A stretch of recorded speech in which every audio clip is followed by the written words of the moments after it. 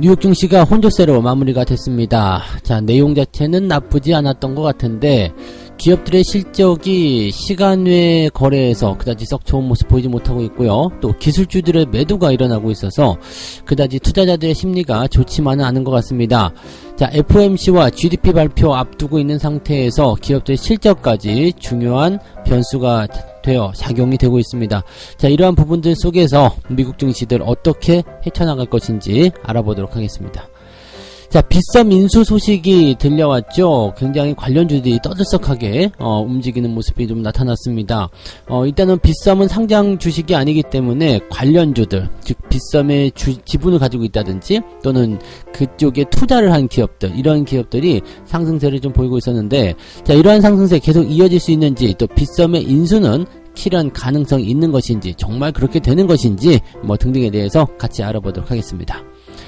LG 에너지 솔루션의 무지막지한 보호예수 물량이 풀릴 것으로 지금 얘기가 되고 있죠. 자, 내일부터겠죠. 자, 이 보호예수 물량이 풀리게 되는데, 증권가에서 지금 이상한 소리가 하나 나타났어요. 보호예수 물량이 풀리면 오히려 매수의 기회다.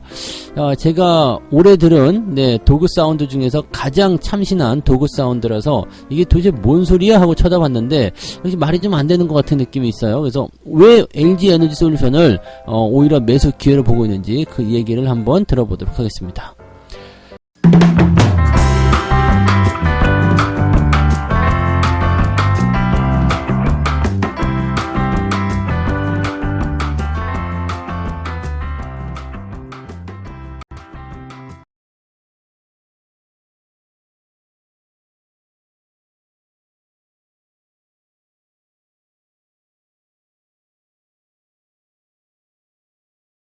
네, 반갑습니다. 오늘은 7월 26일 화요일입니다. 자, 오늘이 중복입니다. 아우, 더워요. 역시 삼복더위는 늘 더웠던 것 같아요. 네, 잘 생각해보시면 그때는 이랬어 라는 부분이 있잖아요. 이때는 이랬어, 이때는 이렇게 됐어, 삼복더위니까 더웠어, 뭐 이런 거 있죠. 중복이니까 더워, 뭐 이런 거.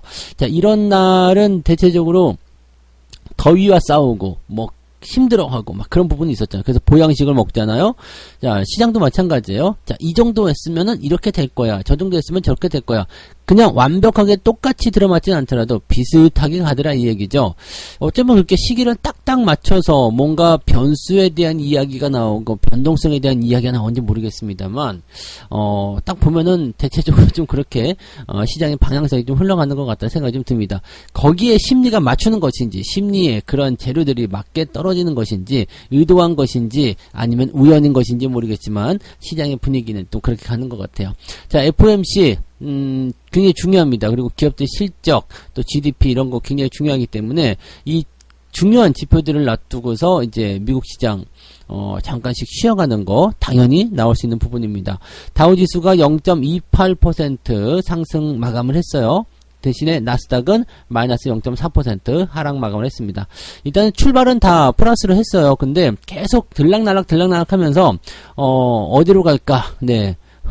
서울로 갈까 종로로 갈까 뭐 계속 그런 얘기를 하고 있더라고요. 그러더니 장 막판에 기업들 실적이 조금 애매해지게 나오면서 기술주들 매도가 훅 쏟아졌고요.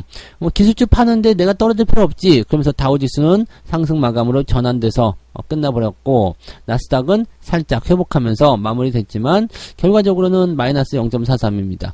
그러니까 뭐 하락한 포인트에 대해서는 뭐 크게 걱정할 필요는 없어요. 올라간 것도 많지 않지만 내려간 것도 그렇게 심각한 수준은 아닙니다. 그래서 뭐 크게 문제될 건 아닙니다만 일단은 시장의 방향성이 결정되지 않았다는 부분이고요. 그 다음에 전체적으로 좀 아직은 우려감, 그 다음에 또 기대감도 좀 있겠죠. 우려 반 기대 반 뭐 이렇게 나와 있는 상황이 아니겠나, 이렇게 판단이 되는 부분이 되겠습니다.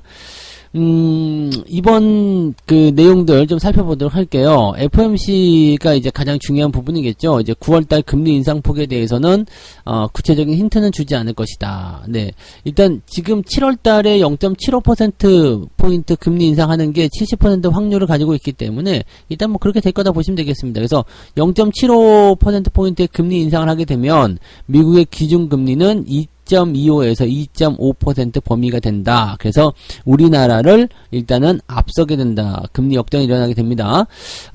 그런데 이 이후가 문제죠. 일단은 뭐 이번 달까지는 금리 인상합시다라고 되어 있는데 그 다음에 이제 그 다음번에는 금리를 어떻게 할 것이냐 여기에 대한 힌트를 내놔라 라고 하는데 구체적인 게 나오지 않을 것 같다 생각이 드는 거죠. 자, 일단은 연준 위원들의 목표는 뭐였느냐, 중립 금리의 수준으로 빠르게 금리를 인상한 이후에 금리 인상이 경제에 미치는 영향을 좀 지켜봐야 될 것이다 라고 얘기를 해왔단 말이에요. 얘네들이 이야기하는 중립금리 수준이라는 게 2.5% 수준이란 말이에요. 근데 이번에 금리 인상이 되면 얘네들이 얘기하는 중립금리의 수준에 도달하게 된다.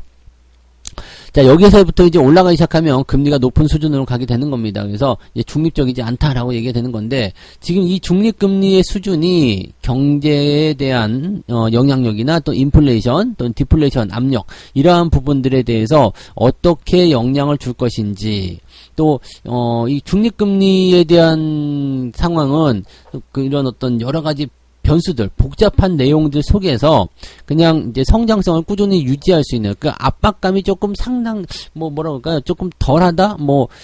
완화도 아니고 긴축도 아니고 뭐 그런 정도의 수준? 네, 그런 게 이제 이론적인 금리 상황에서의 중립금리다라고 보시면 되는데, 이 정도까지 이제 도달을 하게 되면 그 이후에 경제가 어떻게 변화될 것인지에 따라서 금리 정책을 새롭게 꾸려야 된다라는 얘기를 하고 있는 거죠. 그러니까 일단은 목표치에 도달했으니까 이제 조금 지켜보자라는 느낌 갖는 거 아니겠느냐. 그러니까 긴축을 계속 할 거 없이 조금 여유 있게 한번 가보자, 이런 식의 느낌을 가질 수 있겠다 보시면 되겠습니다. 근데 이제 이 2분기 GDP가 목요일날 또 같이 발표가 되는데, 2분기 GDP는 어떻게 나올 것이냐, 이것도 상당히 좀 중요합니다. 2분기 GDP가 마이너스가 나올 것인지 플러스가 나올 것인지, 이게 여기에 따라서 이제 시장 방향이 달라질 수도 있어요. 왜냐면 2분기 경제 성장률이 마이너스, GDP가 마이너스 떨어지게 되면은요, 1분기에 이어서 2연속 지금 마이너스를 기록하게 되는 거고, 2분기 연속 마이너스 GDP가 나오게 되면 경기 침체다라고 규정할 수 있는 상황이 좀 되거든요. 그래서 미국 경기가 침체다라고 부를 수 있는 하나의 조건 중에 하나가 이제 GDP의 연속적인 마이너스 성장, 이렇게 되어 있는데, 일단은 미국 경기가 침체 상황으로 들어가는 게 오히려 나을 수도 있겠다라는 판단이 들기도 합니다. 왜냐면 1분기에 마이너스 1.6이었거든요, GDP가. 근데 이번에 마이너스 0.5 이렇게 나왔다라고 한다라면, 경기가 침체 국면 아니야? 라고 얘기가 나올 수 있어서 금리를 더 이상 올리지 못하는 상황이 될 수도 있다. 이런 식으로 또 안정감을 느낄 수 있거든요. 그러니까 지금 시장은 한 가지 재료를 가지고 이럴 수도 있고 저럴 수도 있고, 시장이 어떻게 움직이는지 봐야지 알 수 있어, 이런 식으로 얘기가 나오고 있다라고 판단하시면 될 것 같아요. 되게 복잡하죠. 복잡한데 일단은 복잡할 때는 이렇게 보시면 돼요. 그래서 결과가 어떻게 나오는지 확인하고 들어가자, 네, 이렇게 생각하시면 되겠죠. 자, 그다음 또 다른 변수는 이제 오늘 저녁부터 발표가 되겠네요. 네, 이제 미국의 기술주들 실적 발표가 나옵니다. 자, 26일 화요일이니까 오늘인데, 마이크로소프트, 알파벳, 맥도날드, 코카콜라 등의 실적이 발표됩니다. 굵직한 애들 이제 실적 발표하는 거고요. 그 다음에 27일 날에는 보잉, 메타, 포드, 퀄컴의 실적이 나온다라고 되어 있습니다. 28일은 애플과 아마존, 인텔. 이번 주 아주 대형 기업들 아주 난리가 난 거죠. 기업들 실적 다 발표를 해야 되는 거고, 실적이 좋게 나오게 된다라면 일단은 주가 반등의 가능성이 있다라고 판단할 수가 있습니다. 지금 현재로서는 21% 정도 S&P 500 지수에 상장된 기업의 21% 정도가 2분기 실적 발표를 했고요. 이 중에 70% 정도가 예상치를 웃도는 실적 보내줬습니다. 물론 이제 이 실적 증가율이 그렇게까지 높은 건 아닙니다만, 그래도 예상치보다 웃돌았다는 것은 대체적으로 어닝 서프라이즈라고 보시면 되겠죠. 근데 이 중에서도 실적 낮은 기업들이 있어요. 월마트 같은 경우는 실적이 지금 안 좋아라고 얘기가 나오면서 시간에 이 주가가 많이 하락한 모습으로 진행되어 있어요. 그러니까 이런 모습들은 조금 양날의 칼이라고 보시면 되겠죠. 월마트 같은 경우는 이제 실적이 안 좋아서 주가가 떨어졌어 라고 된다면, 소비주니까 이쪽에서 또 경기가 안 좋아지는 거 아니야? 이렇게 우려감이 또 들 수 있는 상황이 좀 되기도 하니까요. 그래서 그런 내용들인데, 전체적인 동향으로 본다라면은 기업들의 실적은 2분기 때 조금씩 증가했다, 이렇게 보시면 되겠네요. 네. 그 다음에 이제 시장, 전문가들 이야기를 들어보면, 목요일에 나오는 GDP가 2분기 성장이 위축세를 보이면서 비공식적인 침체 신호를 보여줄 것. 그러니까 시장의 전문가들은 대체적으로 GDP가 이번에도 마이너스 나올 것이다. 그래서 경기 침체 나올 것이다. 이렇게 얘기를 좀 하고 있는 부분들이에요. 근데 이렇게 되는 것이 오히려 이 추세에 반하는 그런 랠리, 즉 이제 하락이 아니라 상승으로 가는 그런 형태로 가게 될 것이다. 자, 금리를 인상시켰고 그다음에 GDP는 마이너스 떨어졌다. 그러면은 힘들어요라는 얘기가 나올 수밖에 없거든요. 그런 상태에서는 당연히 시장에 대한 어떤 긴축 완화라든지 또는 뭐 경기 부양을 위한 그런 이야기가 나올 수 있기 때문에 오히려 주가가 상승할 수 있는 배경이 된다. 이렇게 분석이 되고 있는 거죠. 즉 시장에 악재가 나올수록 주가는 반등한다라는 약간 말이 안 되는 것 같은 논리를 지금 시장에서 이야기하고 있습니다. 근데 또 그게 은근히 좀 신뢰가 가죠? 그래서 믿고 싶은 그런 어떤 재료들이 나오고 있다고 보시면 되겠습니다. 지금 어쨌건 중요 이벤트, 빅 이벤트를 앞두고서 약간은 혼조 양상 보이고 있다는 것만 참고하시면 되겠고요. 오늘도 국내 증시는 크게 다르지 않을 겁니다. 어제와 비슷하게 오르락 내리락 근데 큰 폭으로 변화하지 않는 그런 형태를 보여주게 될 거고요. 미국의 어떤 상황들을 보면서 이제 시장의 움직임들이 결정될 것이다라고 판단하시면 될 거예요. 두 번째 이야기 넘어가도록 합니다. 빗썸이 이제 인수가 된다라는 얘기가 나옵니다. 빗썸이 정말 팔으려고 생각하고 있는 것인지 모르겠습니다만 M&A 이야기가 일단 나왔으니까 여기에 관련주들이 들썩 움직이는 모습이 좀 나타났어요. 미국의 30세 억만장자 샘 뱅크먼 프리드가 설립한 가상자산 거래소, 여기도 이제 화폐, 암호화폐 거래소인데요. FTX가 국내 2위로 됐어요. 빗썸이 원래 1등 아니었나? 아무튼 국내 2위 가상화폐 거래소 빗썸 인수 추진에 나섰다. 이런 얘기가 나왔습니다. 그래서 비덴트라든지 관련 종목군들이 들썩이고 있다. 인수 추진에 나섰다는 소식. 확정된 게 아니네요. 그죠? 산다라는 게 아니라 확정된 게 아니라 뭐 그렇게 나섰다라는 얘기, 나선 것 같다 이런 얘기라고 보시면 되겠네요. 자, 비덴트가 일단 빗썸의 단일 최대 주주라고 보시면 됩니다. 이제 빗썸이 이제 상장 기업이 아니기 때문에 이제 비덴트가 이제 이 수혜를 다 받아들이고 있다고 보시면 되겠는데. 빗썸 코리아와 지주사 빗썸 홀딩스의 지분은 각각 10%와 34%를 보유하고 있기 때문에 이제 가장 최대 수혜주라고 보시면 되겠죠. 빗썸이 팔리게 되면 지분법 이익에서 굉장히 큰 수혜를 볼 수 있는 상황이 된다. 이게 비덴트의 상황이고요. 그 다음에 버킷 스튜디오, 인바이오젠, 위지트, 티사이언티픽 이런 빗썸 관련주도 줄줄이 상승 마감했고요. 그 다음에 여기는 이야기 나오지 않았지만 초록뱀 컴퍼니가 이제 비덴트에 투자를 한 상태죠. 그래서 전환사채 물량들을 가지고 있어요. 그러면 요것도 또 수혜가 되니까 급등하는 상황이 좀 만들어지게 된 거죠. 그러니까 실제로 뭐 위지트나 뭐 버킷 스튜디오, 인바이오젠, 티사이언티픽 이런 애들보다도 초록뱀 컴퍼니가 직접적으로 더 연결된 거죠. 빗썸 팔리면 비덴트 주가 올라가, 비덴트 주가가 올라가면 초록뱀 컴퍼니가 가지고 있는 이 전환사채의 가치가 올라가, 뭐 이렇게 되는 거니까 연결고리가 뚝뚝뚝 된 거죠. 근데 초록뱀이 오히려 더 상승세를 참 많이 보였다 보시면 되겠습니다. 버킷 스튜디오는 인바이오젠의 최대 주주고, 인바이오젠은 비덴트의 최대 주주고, 그 다음에 티사이언티픽은 빗썸 코리아 지분 8.2%를 보유하고 있고, 야, 줄줄이 막 그냥 감자야, 감자. 하나 그냥 쭉 잡아당기면 뭐 줄줄이 매달려가지고 다 튀어나오네요. 자, 문제는 이제 이 관련 기업들이 상승하는 것은 이해를 할 수 있겠다 이거지. 근데, 과연, 인수전이 정말 진행이 될 것인가. 물론 아니 땐 굴뚝에 연기 나진 않을 거예요. 블룸버그 통신이 지금 이야기했는데 익명을 요구한 인수협상 관계자를 인용해서 FTX가 빗썸을 사들이기 위해 진전된 협상을 진행하고 있다라고 일단 이야기를 냈어요. 뭐 아무런 근거가 없이 하진 않았을 것 같은데 지금 양 기업들이 몇 달 동안 인수 문제를 논의해 왔다라고 보도를 했다. 이게 익명을 요구했다는 것도 약간은 조금 구리 냄새가 나긴 하는데 진행하고 있다라는 부분들이 있고, 근데 이것과 관련해서 빗썸 대변인은 현 단계에서는 아무것도 확인할 수가 없다 라고 얘기했고요. FTX 대변인은 논평을 거부했다. 이거는 지금 따지고 보면은요, 뭔가 이야기가 있긴 있었다라고 보실 필요는 있습니다. 뭔가 이야기가 있어요. 왜냐면 FTX 대변인이 우리는 모르는 일인데요 라고 얘기는 못하는 거예요 지금. 왜냐면 뻥을 칠 수 없거든요. 아무 얘기도 없었어요. 라고 뻥을 칠 수 없는 거고, 지금 빗썸에서 이야기 나온 부분은 어떤 것도 확인할 수 없다. 아직 확정된 사항이 아니다라는 얘기라 보시면 되는 거죠. 그러니까 빗썸 인수에 대한 부분들은 어느 정도 신뢰성이 있다라고 판단하실 수가 있는 부분입니다. 근데 인수를 하겠다, 안 하겠다가 결정된 것은 아닐 거라 생각합니다. 네. 왜냐면 이럴 수 있죠. FTX가 야 빗썸 니네 우리가 좀 사면 어떻겠냐? 우리한테 지분 좀 넘길래? 우리가 니네 거 운영하고 싶어. 그럼 빗썸은 얼마 줄 건데? 여기까지 될 수가 있겠죠? 네, 그래서 약 지금 4조 원 정도 얘기가 나오고 있다 이런 상황이긴 한데 니네 얼마 줄 건데? 4조 원 줄게. 아이씨, 그 4조 원 갖고 안 되지. 우리가 벌어들인 돈이 얼마인데 좀 더 줘. 이런 정도까지는 얘기가 됐을 수 있습니다. 네. 그리고 한번 생각해 볼게. 뭐 그런 정도. 네.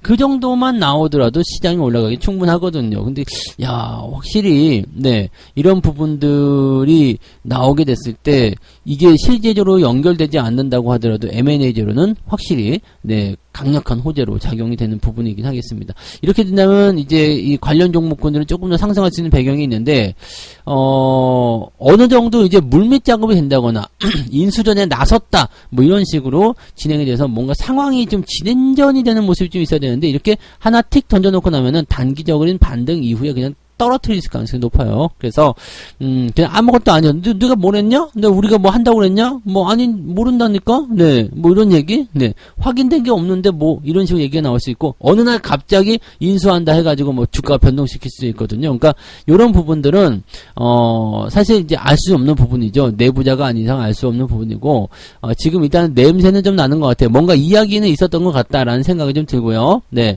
아예 신뢰도가 떨어지는 그런 소식은 아닌 것 같다 생각이 좀 듭니다. 다만 그냥 이 상태에서 끝나버리게 될 가능성이 높기 때문에 너무 무리하게 추격 매수하시면 안 될 것 같아요. 갖고 계신 분들이야 뭐 일단은 상황을 보면서 변동성이 터질 때 물량 터질 때 팔아먹으면 된다 생각하시면 되겠는데 신규 매수를 지금부터 고민하신다는 것은 조금 부담될 거라 생각하시면 되겠습니다.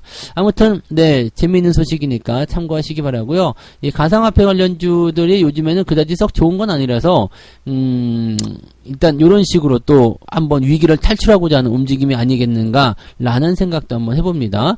만약에 그런 거라면 이 블룸버그라는 외국 업체들까지 끌어들여가지고 이렇게 작전에 이용한다?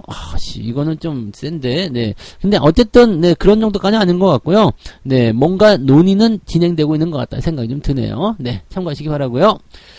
세 번째 이야기입니다. LG 에너지 솔루션 보호 예수가 풀려도 매수 기회로 삼으라. 와, 나는, 야, 이게 도대체 네, 깜짝 놀랐잖아요. 그래서, 사라고? 진짜? 뭐 이런 얘기를, 저는 이제 속으로 그냥 내뱉었는데, 일단은, 네, 한국투자증권에서 나온 이야기입니다. 상장 6개월이 지나면서 LG 에너지 솔루션의 펀더멘탈과 무관한 수급적 우려가 증가할 수 있는 상황이다. 그런데 오는 8월에 있는 MSCI 분기 리뷰에서 유동 비율을 확대할 수 있다는 점에서 긍정적인 요인. 그러니까 무조건적으로 이제 좋으니까 사라 이런 얘기는 아니고 살 수 있는 상황이 될 수도 있겠다라고 볼 수도 있는 것 같아요. 근데 이제 이 기사 제목을 좀 잘못 잡은 것 같은 느낌이 좀 들긴 한다. 그죠? 네.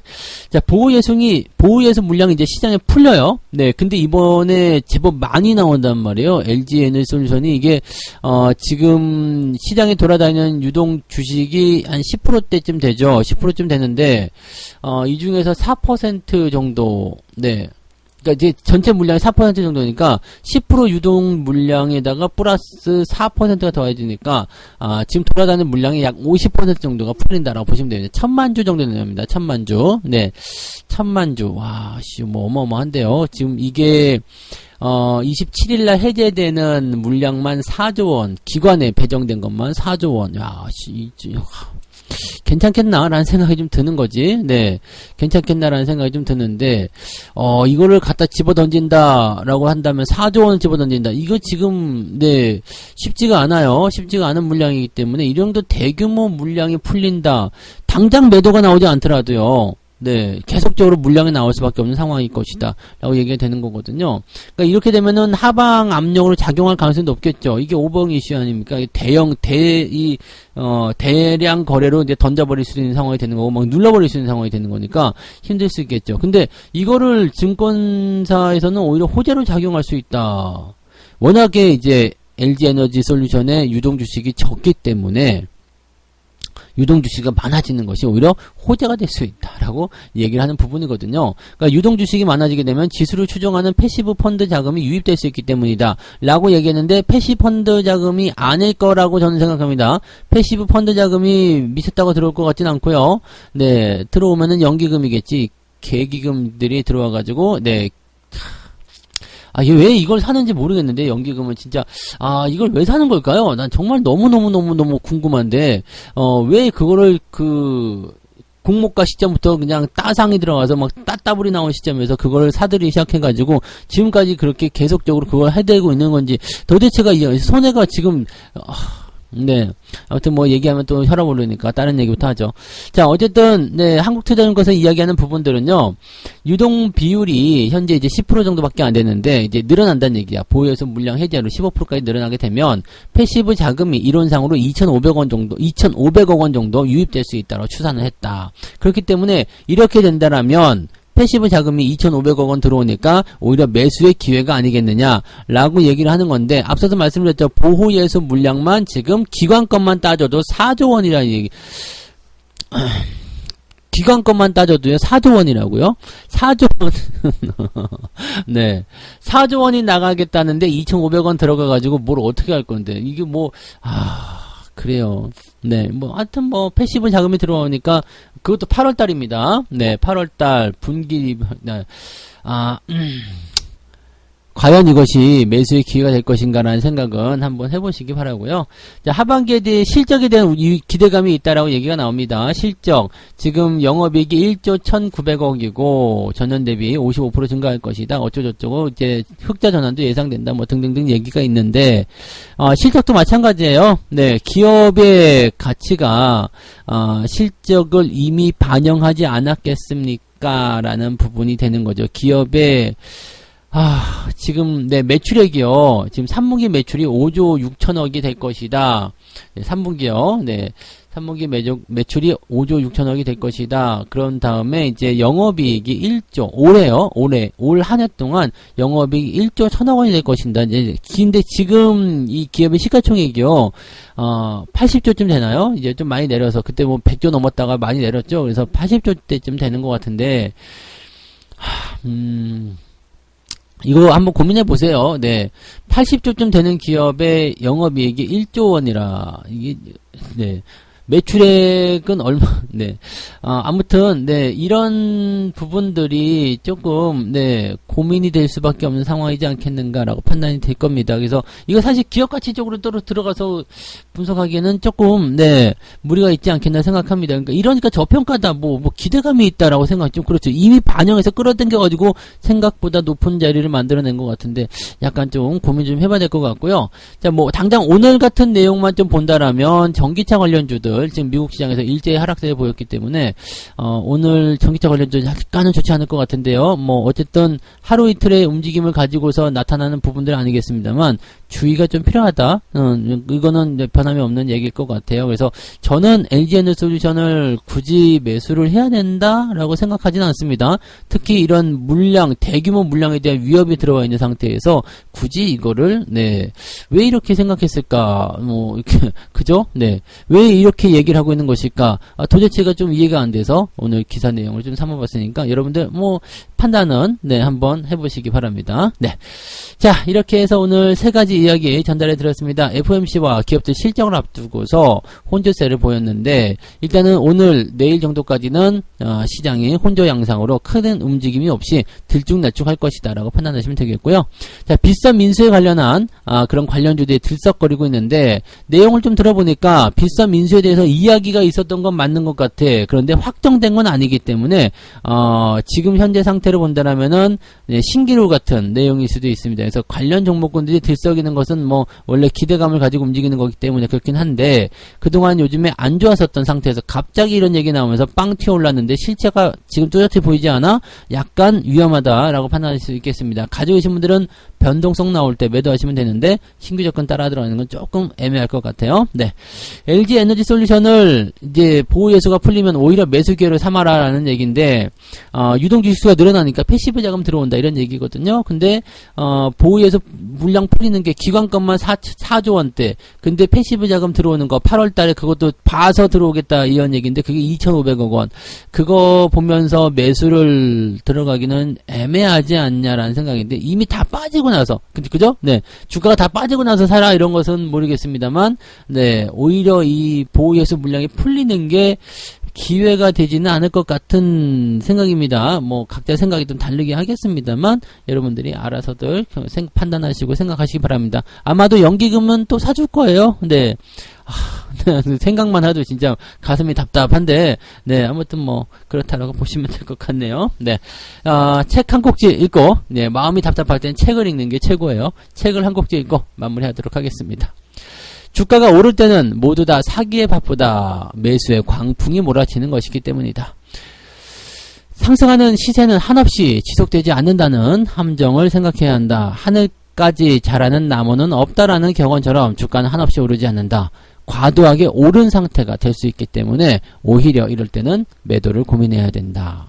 자, 최근에 단기적으로 급등하는 주식이거나 아니면은 자기의 가치 대비해서 많이 올라간 기업들이 대체적으로 그런 과정에 놓여 있다고 보시면 되겠습니다. 이런 상태에서 막 조급하게 막 서두르고 그러실 필요가 없습니다. 나만 띄워놓고 가는 것 같지만 실질적으로 그렇지 않습니다. 네, 내가 기다리면 더 좋은 차가 온다는 거 잊지 마세요. 버스, 많은 버스 놓치고 나면 다음에 뭐가 와요? 텅텅 빈 버스가 옵니다. 네, 왜냐면 그 많은 버스에 사람들이 다 몰리거든요. 그럼 나는 쾌적하게 갈 수 있는 거예요. 조금만 시간적 여유를 가지고 투자하시는 그런 습관들을 길러주시기 바랍니다.